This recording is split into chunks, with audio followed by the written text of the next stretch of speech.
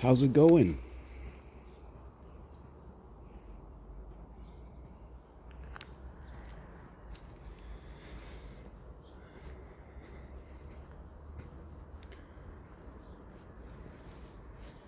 So, I got a story to tell you. It's titled, I Got in a Fight the Other Day.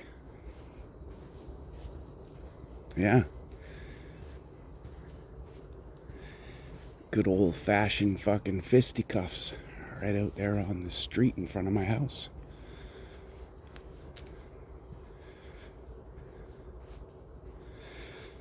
So, for what happened to make any sense, if it ever is going to make sense in its own senseless sort of way, I'll tell you the story. So, this meadow here is where me and my kids make a forest fort every year. Fallen trees and forest scrap and branches and so on. We build ourselves a fort, and every year we've been living and learning and getting better and better. This year our fort is really awesome. This year, for the first year, on the other side of this meadow, there's been a group of about 8 or 9 kids, roughly the ages of 11 to 13, about grade 6. So they've been gathering on the other side of the forest, and they've been attempting to build a fort over there. Their fort is full of convenience store candy garbage, and the actual structure of the fort is based on rotting logs held together with duct tape and plastic bags tied together in a string fashion that they've spiderwebbed between some trees as an attempt to, I think, make a roof eventually. So these kids have been gathering over there on the other side of the forest in their rotting log duct tape fort, and causing a general disruption with their expanding circle of garbage and their disruptive hooting and hollering, profanity, vulgarities echoing through the forest. Upon an early occasion of their gatherings, they thought it would be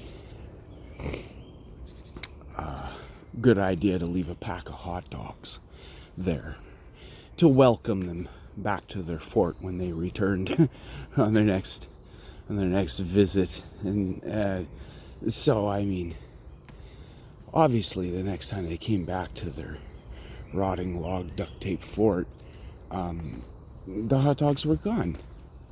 Right? Families of boars, wild pigs, they live in this forest. We've got foxes. Okay? If it wasn't one of the friggin' domesticated house cats that roam the neighborhood, okay, I wouldn't put it past a deer to eat a hot dog.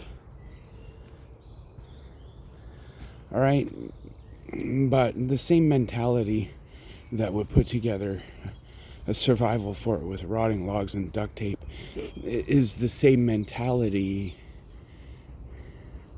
that is not going to comprehend that a family of wild boars ate their hot dogs. Instead, they're going to blame the fort on the other side of the forest. And so they blamed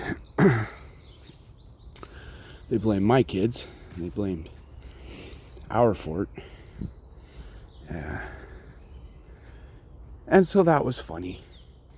My kids tried to explain to them about the wild boars and the forest animals, and they didn't buy it. They continued to blame my kids. And even at school, when they found them in the hallways, because they were waiting for my grade 3 son. These grade 6ers were waiting for my grade 3 son to start hassling him in the school hallway, even, about how he owes them money because those hot dogs were very expensive gourmet hot dogs. Right? These subtle intimidations even in the hallways. Right? If you want to play Lord of the Flies out here in the forest, that's fine, I guess. Right?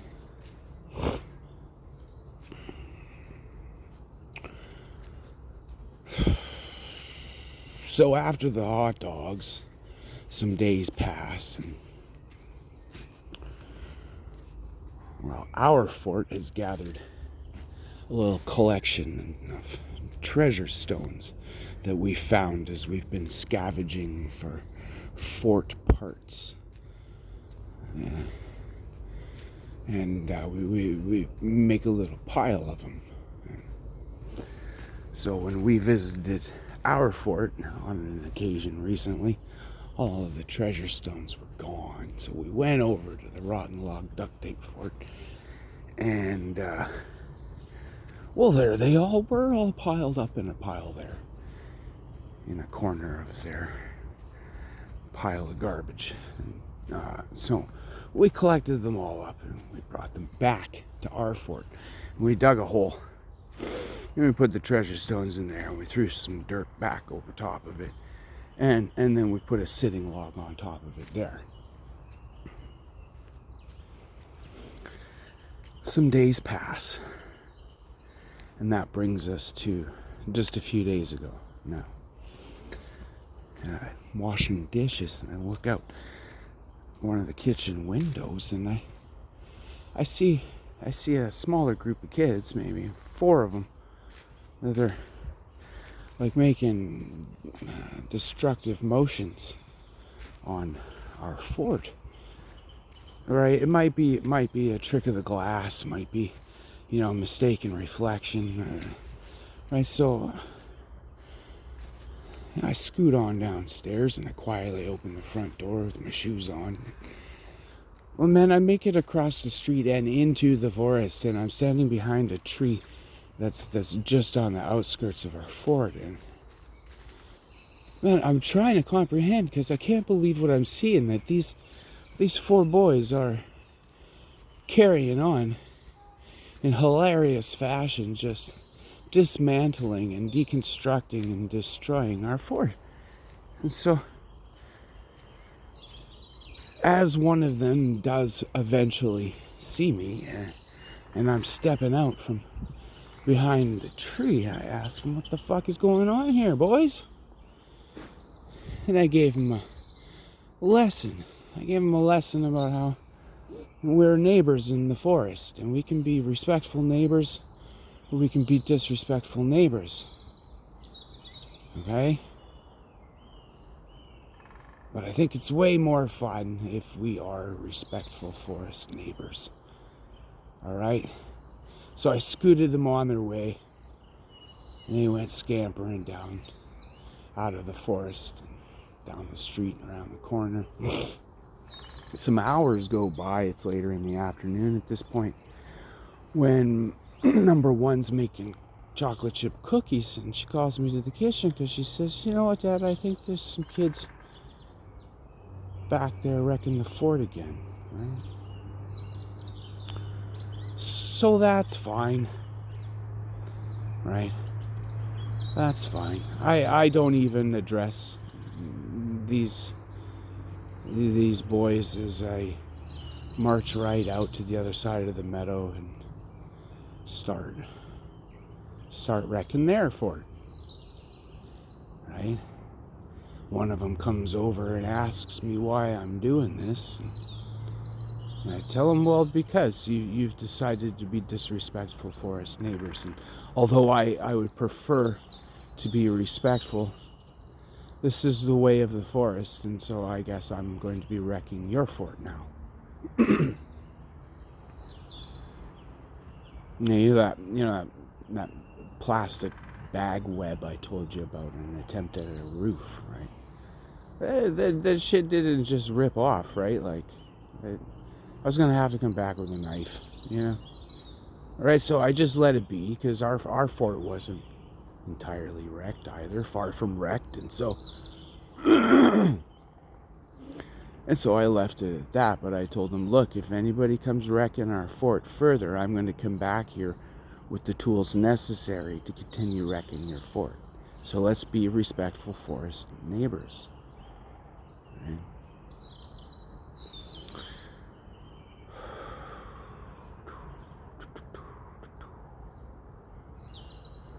And so a little bit of time went by. They came back. They started wrecking our fort again. The third time, right? So I went marching right out to their fort to take the rest of it down. And you know what? They pulled a kamikaze. They destroyed theirs, if it ever was built. Rotten logs and duct tape, right? So so they completely destroyed theirs. I was like, all right, fine. So, I pulled out my phone and I started recording the scattering kids and trying to catch faces. But I know parents will recognize their kids' bikes and their kids' jackets and hats, and post it on a school social page asking if anybody recognizes these kids, because the big pile of garbage that's displayed here in the forest on this video as well. Your kid's responsible for this disgrace, this display of disrespect here in our beautiful forest. Yeah. So I got about a 1.5-minute video of the whole thing. And then when I got out of the forest, I was playing with my kids for a little bit.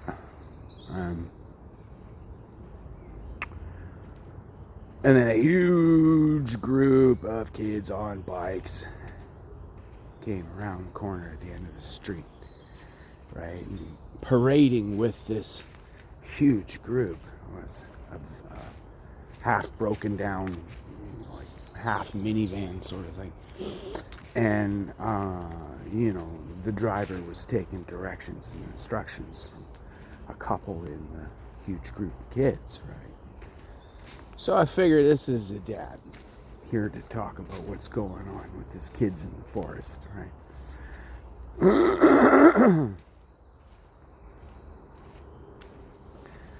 So I initiated. Said, I think I'm the guy you're looking for. And it turns out he doesn't speak any English.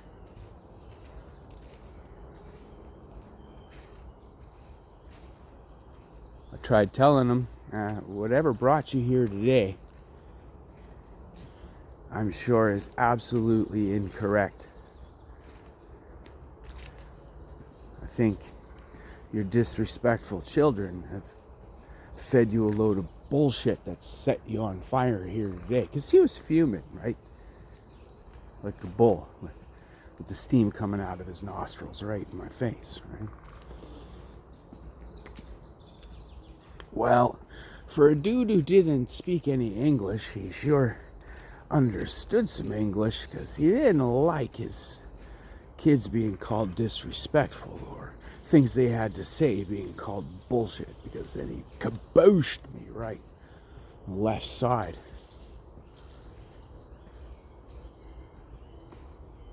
So I took a moment to collect myself and take off my glasses, and take my phone out of my pocket, and so on. And then we proceeded to have at her.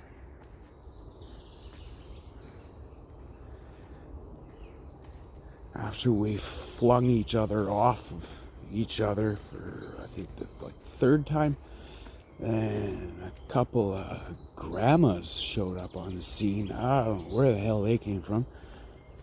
But these grandmas stepped in between us and reminded us that there's children here and we shouldn't be acting like this in front of children. And this is true. A few of them were crying. A few of them were mine. A few of them were his.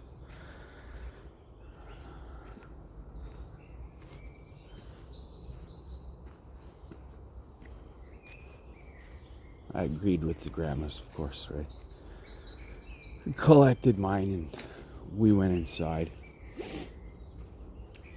And so then, wife, she was at a baby shower. And so when she got home, we filled her in on what happened. And between wife and number one, they did some detective work and figured out who this family was. And wife contacted wife of the confused, frustrated pig. And then the whole story was really revealed. Yeah, and since then, that whole pile of garbage of rotting logs and duct tape and convenience store candy and plastic bags and empty pop bottles, and it looks like they were trying to start some fires there, and so that's gone. That's completely clean, and these kids have been suspiciously friendly with mine when they meet in the hallways at school. It's been reported to me by my son and my daughter on their own accord at separate occasions. And so, this guy who doesn't know how to use words,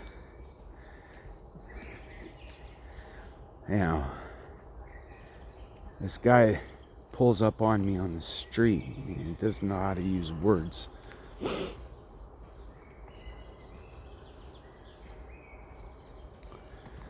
This is the way that he says sorry. Right? Fellas who use their hands and they're not equipped to do things like use words. Well, that's how they say sorry, with their hands. They threaten their kids to be nice. They use their hands to go clean up the forest mess, or at least threaten their kids to go clean up the forest mess.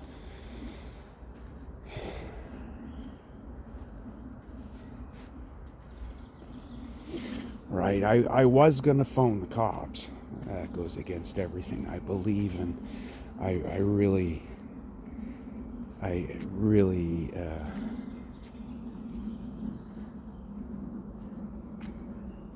yeah, I don't know. You've been to myminds.com, yeah.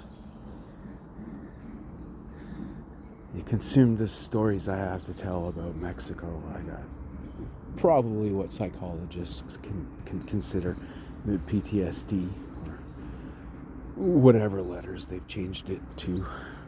PTS, whatever. It's a different letter at the end. Yeah, so me and cops are really, it's my last line of, it's my last resort, absolute last resort, right? And there wasn't even any blood spilled, right, in this scuffle on the street the other day. So I wasn't about to phone the cops, but thoughts crossed my mind I should phone the cops, so I went and got myself a forensic autopsy at the university with a certified stamp recognizing the minor injuries that I sustained. And thinking I might take it at a later date to the cops. I don't know what the statute of limitations is on assault, but I don't think it really matters, right? He's, from what I gather, what I see, I mean, I'll continue to observe the situation, but it seems like he's sorry, and he understands that his disrespectful children were feeding him a load of bullshit that enraged him. I mean, right?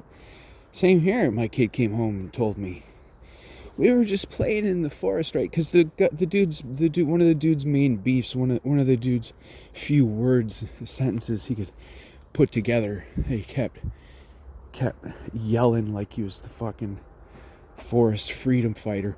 The forest is for everyone. I mean, not in English, right? But like, right? And yeah, the forest is for everyone. Shut the fuck up, fool. Nobody's trying to stop your kids from playing in the fucking forest, right? It's just, you can't be playing in here disrespectfully like that, all right? Right? You gotta know this, right?